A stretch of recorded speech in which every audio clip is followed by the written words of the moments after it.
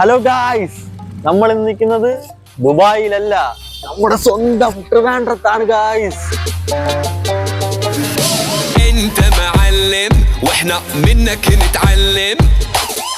Arabian atmosphere നിങ്ങൾക്ക് ഒരു മന്തി കഴിക്കണം. വായോ